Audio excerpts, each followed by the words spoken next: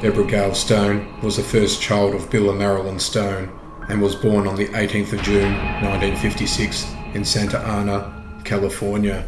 Beautiful and talented, she excelled in academics as well as athletics, especially track and swimming. She graduated from the Santa Ana High School with top honors and received the Principal's Award for her outstanding accomplishments. She just enrolled herself for a freshman year at the Iowa State University, and as any excited teenager, longed to work in the land of dreams, Disneyland.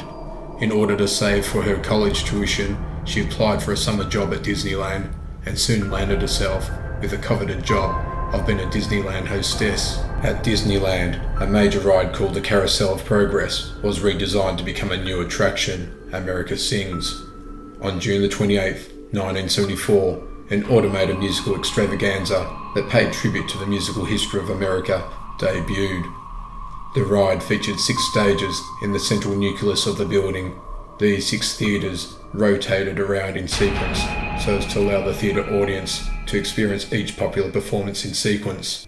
The performance consisted of a 24-minute show featuring 4 big musical acts with a medley of period tunes sung by animated animals. During such a show, it was the job of the Disney hostess to stand on the left-hand side of each stage and greet the audience at the start of each show and bid them farewell at the end of the show. The only glitch that was in the previous ride, Carousel of Progress, the theatres moved around the nucleus in a clockwise direction. This meant that the walls on the left-hand side of the stage moved away from each other, but in America Sings, the rotation was reversed, which meant that the walls moved towards each other on the left-hand side of the stage and closed in place to separate each theatre from the other.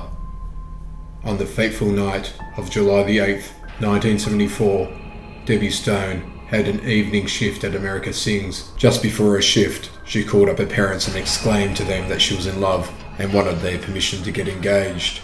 Obviously, her parents were very happy for her. A little later, around 10:30 p.m, when the last show got over and the stages were shifting position in between the 45-second interval, a guest from the adjacent theatre heard a blood-chilling scream. When he and the operators rushed to the scene, they were horrified to see Debbie Stone crushed between the walls of the 2 theatres. To this day, no one knows exactly what went wrong. There have been numerous theories. Some state that Debbie may have been inclining towards the adjacent stage to talk to a fellow cast member, or she may have attempted to jump from one stage to another, or she may have been distracted and stepped backwards without noticing. Whatever the reason, the fact remains that Debbie was crushed alive as the rotating wall closed against the stationary one. One of the audience members heard Stone's screams and notified park staff.